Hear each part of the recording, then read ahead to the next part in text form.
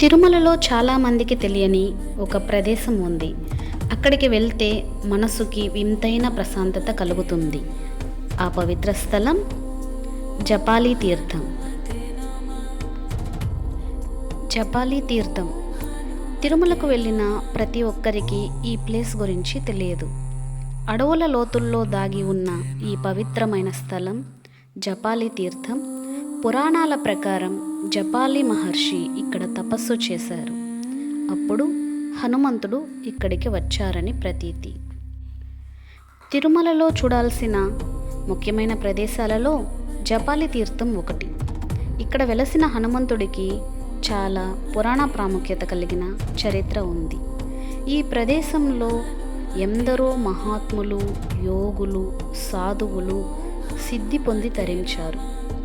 దేవతలు నడయాడిన ప్రదేశం ఈ జపాలి. సాక్షాత్తు హనుమంతుడి కోసం తల్లి అంజనాదేవి తపస్సు చేసిన పవిత్ర ప్రదేశం.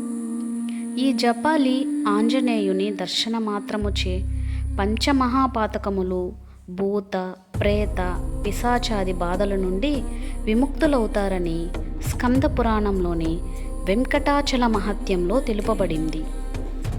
తిరుమలలోని ప్రధాన శ్రీవారి ఆలయానికి సుమారు 5 కిలోమీటర్ల దూరంలో దట్టమైన అడవుల మధ్య జపాలి తీర్థం ఆంజనేయ స్వామి ఆలయం ఉంది. పురాణాల ప్రకారం శ్రీరాముడు అరణ్యవాసంలో ఉన్నప్పుడు ఇక్కడ బస చేశాడని, జపాలి మహర్షి తపస్సు చేసి హనుమంతుని దర్శనం పొందాడని ప్రతీతి. ముఖ్యమైన విశేషాలు: ఇక్కడి స్వయంభూ ఆంజనేయ స్వామిని దర్శించుకుంటే సకల పాపాలు తొలగిపోతాయని భక్తుల నమ్మకం. పండితుల అభిప్రాయం ప్రకారం ఈ జపాలి తీర్థమే హనుమంతుని జన్మస్థలంగా భావిస్తున్నారు. సందర్శన సమయం రోజు ఉదయం 6 గంటల నుండి సాయంత్రం 5 గంటల వరకు భక్తులకు ప్రవేశం ఉంటుంది. ఇక జపాలికి చేరుకునే మార్గం: తిరుమల పాపనాశనం వెళ్ళే మార్గంలో ఈ ఆలయం ఉంది.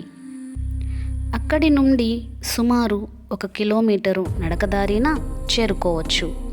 టీటీడీ వారు ఉచిత బస్సు సౌకర్యాలు కూడా కల్పిస్తుంటారు.